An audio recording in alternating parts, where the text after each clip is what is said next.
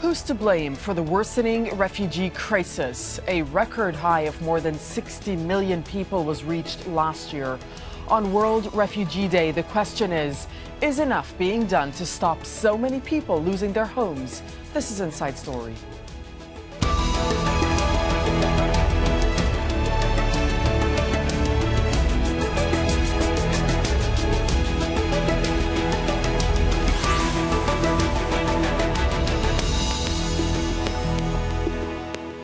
Hello and welcome to the program. I'm Dareen Abughaida. Families being forced from their homes, sometimes at a moment's notice because of war on their doorsteps.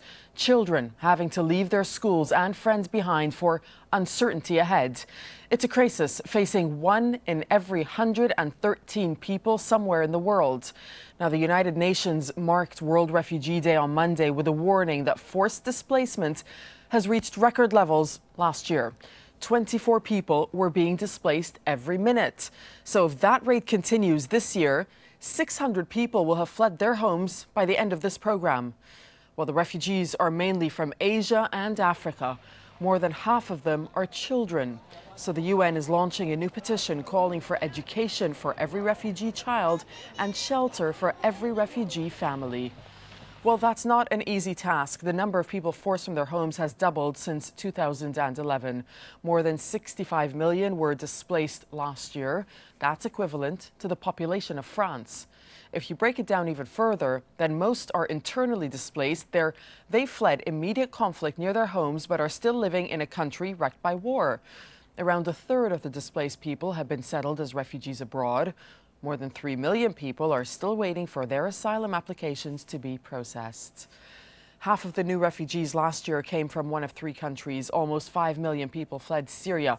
That's because of ISIL and the war. More than 2.5 million Afghans were displaced, and around 1 million refugees left Somalia. Well, most who escaped have ended up in Turkey, Pakistan, and Lebanon. They've each taken in more than 1 million refugees. Let's now bring in our guests for this discussion. In London, we have Maya Mailer. She's head of humanitarian policy and campaigns for Oxfam. In Malmo, Salim Salamah. He's the director of the Palestinian League for Human Rights Syria. Over in Brussels, Daphne Bouteillet-Paquet. She's senior legal officer at the European Council on Refugees and Exiles. Welcome to you all. Maya, if these 65.3 million persons were a nation, this is what the UN report says, then they would make up the 21 largest country in the world. You must be very disheartened by this information. We are disheartened, but in a way we're not surprised. This is the biggest refugee crisis on record. Oxfam last year helped more people than at any time in our 74-year history. That's 9 million people, the majority of whom were fleeing conflicts and disasters. So this is an absolutely huge crisis. And, and what we have to remember behind these kind of mega statistics is that there's a family and an individual whose life has been shattered. And there's really an onus on all of us to try and help rebuild their lives. And that's why Oxfam has also launched today a new campaign called Stand as One, which is about standing in solidarity with people on the move and making sure that world leaders do everything they can to help refugees and displaced people at 2 major summits that are happening later on in the year in September in New York. Daphne, 34,000 people per day are becoming refugees, 24 people each and every minute. Where does the fault lie? Well, I think that these figures indeed are very impressive, but we also have to, as you have pointed out in your introduction, we really have to acknowledge that the vast majority of those refugees are in fact living mainly in the neighboring countries. And in Europe, we're hosting only 10% maybe of the worldwide refugee population, which is a very, very minimum, I would say, size for a continent which is extremely rich and well equipped also to help those people. So why is Europe only hosting about 1 million? Is Europe, in your opinion, unwilling or unprepared? I think that access to Europe is becoming increasingly difficult. That's really the message that we have to send today.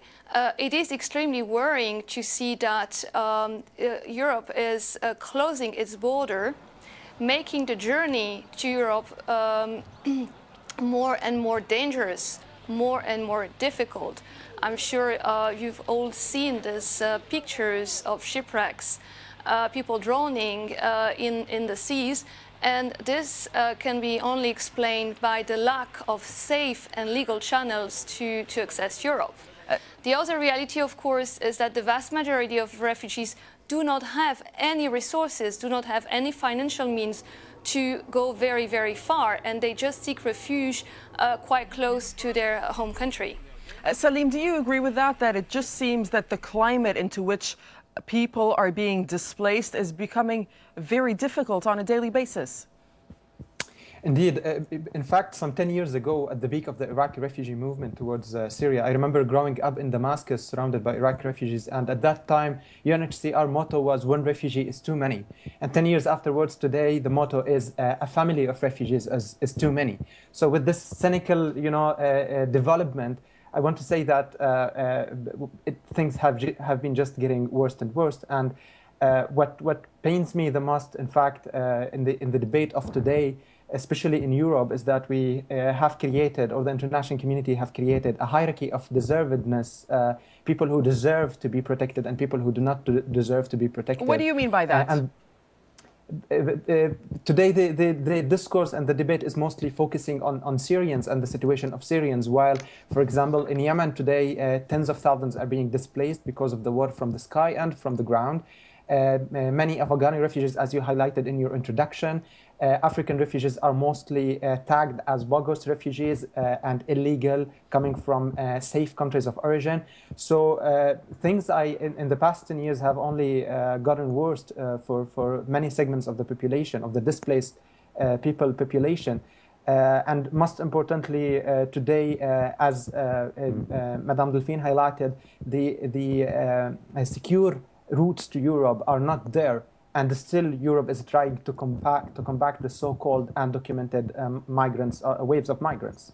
Maya, do you agree with what Salim had to say? I mean, the conflict in Syria, and rightly so, has really garnered a lot of the world's attention when it comes to refugees. But there are, in fact, refugees from right around the world, from Afghanistan, from Nigeria, from South Sudan, of course, Salim mentioning Yemen as well. So how worried are you that these people, these refugees, they're perhaps not getting the attention that they need to be getting, and we don't hear enough about their plight? Well, it's true that, of course, there are 5 million Syrian refugees and 6 million displaced within their own homes as a result of the Syrian conflict that rages on, as you said. But yes, the vast majority of refugees and displaced people aren't Syrian. There's a huge humanitarian crisis happening in Yemen. Over 2 million people are displaced in a country that was already the poorest in the Middle East. And there's vicious conflicts in South Sudan, in Nigeria, and in Burundi that are also driving this displacement. So our focus needs to be on all these vulnerable people that are in need. And hopefully the summit in September will be an opportunity to help those people. And I would agree with the statements that have been made before. We have to remember that the vast majority of refugees, 86%, are hosted in lower income or middle income countries. And yet European governments have been cutting deals, a deal with Turkey that's predicated on sending people back to Turkey, even though it hosts the vast majority, even though it hosts more refugees than any other countries. And there's now discussion about cutting similar deals with repressive regimes like Sudan and Eritrea. And that is a really, really worrying trend, this race to the bottom, and the policy of pushbacks and deterrence that's coming from European governments and leaving some of the most vulnerable people stranded. And I saw for myself a couple of weeks ago when I was in Greece, the impact of this policy, where you've got families separated. I spoke to one man whose wife and children were in Germany. He was attempting to be reunited with them, but he's now stuck in Greece. You know, the question is really who gains when parents are separated from their children. So there is a bigger picture here about whether international law and international refugee law is being upheld by those countries that have always claimed to champion it. And that's a question that I'll put to Daphne.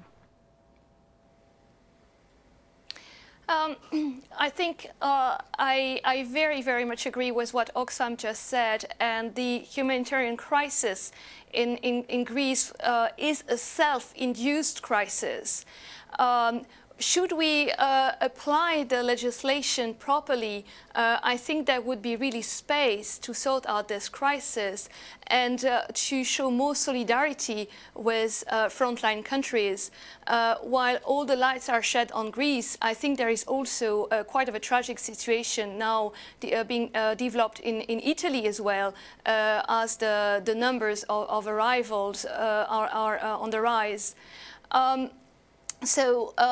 I think that at the moment, yes, indeed, access to protection is being undermined, and there is really a very worrying trend in the key destination countries to reform their legislation in order to really limit access to protection, and also to cherry pick which refugees should be actually protected and overlook the protection needs of others, like Afghans, Iraqis, and of course refugees coming from other places. And this is a very dangerous trend.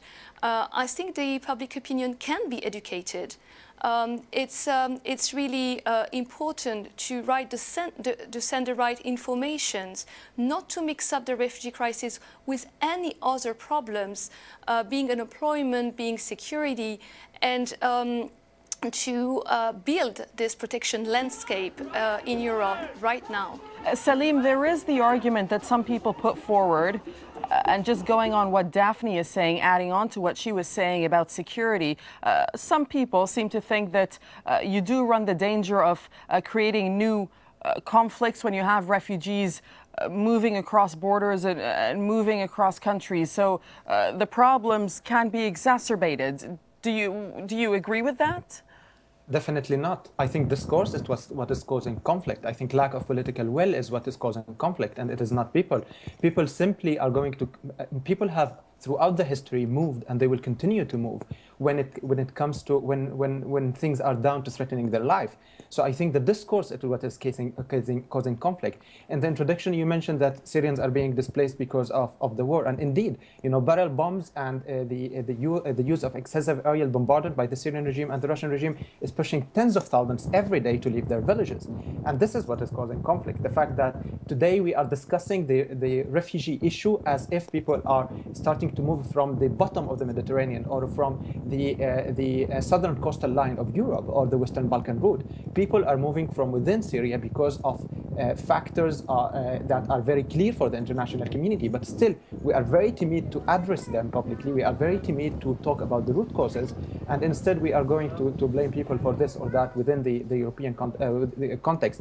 And today we can see, actually, just yesterday or before yesterday, 8 Syrians were shot dead by the Turkish border control. 3 of them are kids. So we can see, in fact, the change within the European climate impacting the very much access to protection towards Turkey, which is the first exit for people being bombarded by the Syrian regime and surrounded by the fanatics of ISIS.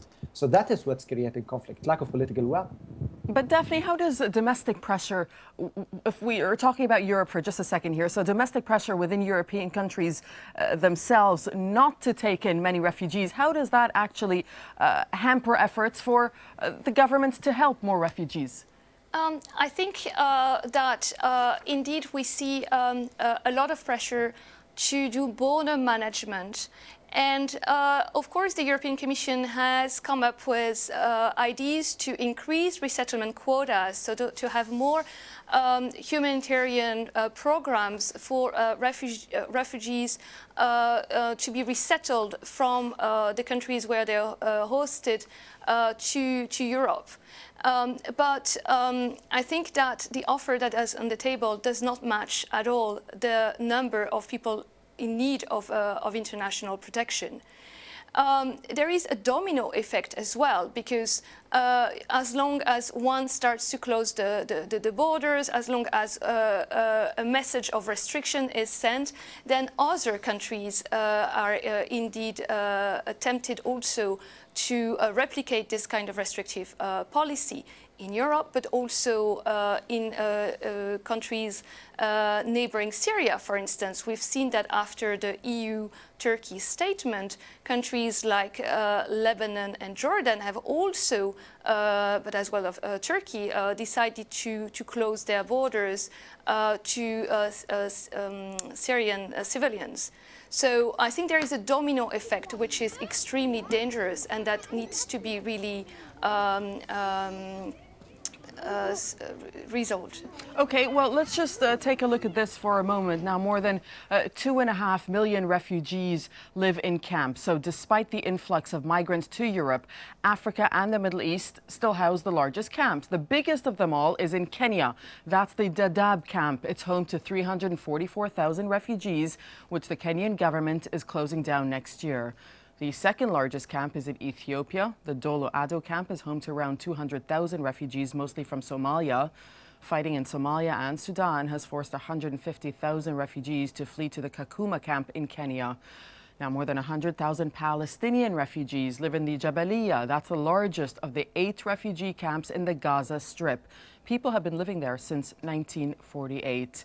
So Jabalia is one of 58 Palestinian refugee camps scattered right around the region. And our correspondent Imtiaz Tayyib has this report from one of the camps in the occupied West Bank. Let's listen. This is Aida, a Palestinian refugee camp near Bethlehem in the occupied West Bank. It's one of 58 Palestinian refugee camps, not only here, but also in occupied East Jerusalem, Gaza, Syria, Lebanon, and neighboring Jordan.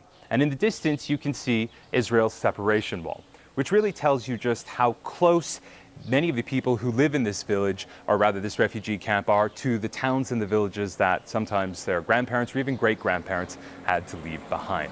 But if you take a look right over here, this is something that really sort of symbolizes the hope that many of the people who live in this refugee camp have, that this mock train will one day take them back to the villages that their family members left behind. Villages like Safed, Jafed, Aku, places which are now in modern-day Israel.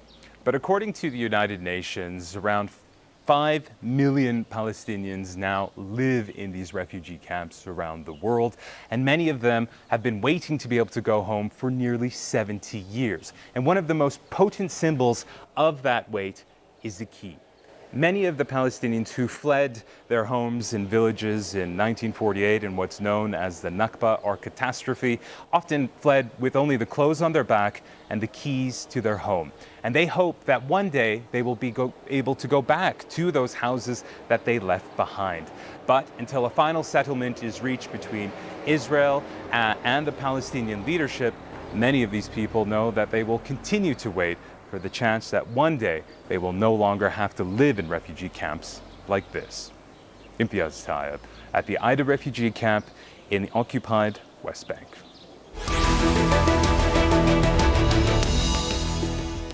So Salim, our correspondent Imtiaz reporting from a refugee camp in the occupied West Bank, but I know that you are very familiar with the Yarmouk Palestinian refugee camp that is in Syria, and some people describing it right now because of the war in Syria as the worst place on earth. People have no electricity for many months. There's no piped water. There's no access for food. What can you tell us about the situation in Yarmouk that you're hearing of right now when it comes to the Palestinian refugees? And also, we touched upon this a little while ago, but are you worried that the situation in Yarmouk and when it comes to the Palestinian refugees is just not getting the attention that it needs, even though Palestinians have been refugees for decades on end? Thank you very much for highlighting this. In fact, when it comes to Palestinians, the situation is even more complicated than the average Syrian refugee, and that is because of their protracted statelessness and the protracted situation of refuge. Palestinians, unfortunately, have no access to a mechanism of international protection, so they cannot register with UNHCR because they are under the mandate of UNRWA. UNRWA protection is not as maximized as that of UNHCR. And Palestinians have a lot of restrictions on their movement to leave Syria and to enter Turkey, for example. When Syrian citizens can move freely to access Lebanon, Jordan, and Turkey until recently, of course, Palestinians do not have that liberty. So today we have 40,000 Palestinians living in Lebanon as refugees, again, in refugee camps in Lebanon, which are extremely crowded, extremely poor, and extremely marginalized. And there are definitely no prospects for them in the form of resettlement or access to any sort of protection. And they are at the risk, of course, of deportation at any moment. This is, of course, another one big dilemma within the Syrian dilemma. Things in Yarmouk haven't changed much. Yarmouk is still besieged, still suffering immensely because of lack of water, lack of medications, lack of food. Unfortunately, no food convoys managed to enter Yarmouk in the past months, and Palestinians have been displaced all over Syria. Some estimate 75,000 to have reached Europe. The number might be bigger than that. There are 40,000, as I said, in Lebanon with zero access to protection, zero prospects for the future. And there is around 16,000 in Jordan, also locked up in refugee camps and without any prospects.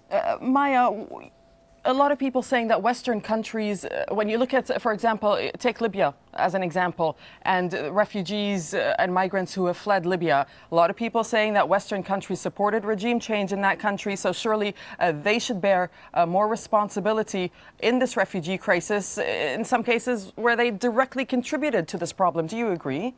Well, most European countries and many countries around the world have signed up to the 1951 Refugee Convention, so they have a legal obligation to provide protection to people who are seeking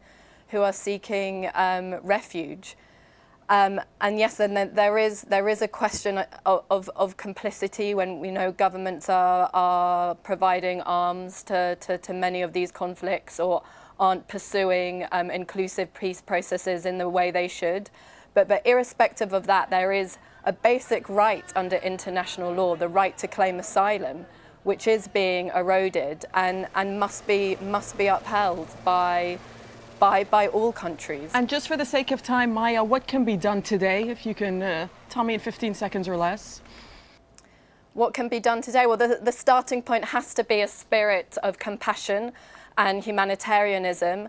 And there are these opportunities, as I said, in New York in September, these two summits to halt this race to the bottom and to help some of the world's most vulnerable people, refugees, internally displaced and others who are fleeing conflict, disasters and poverty. And we can do it. It is possible if there is a global and coordinated solution. Daphne, are you optimistic that there will be a global and coordinated solution? It just seems to be that action needs to be taken on multiple fronts to meet the needs, the humanitarian needs of refugees, and also to give support to some of the host countries. Can it all be done? Absolutely. I think there is a need indeed for to commit to more resettlement, more safe and legal channels for these people that are living in very dire conditions, as it's been described in your program.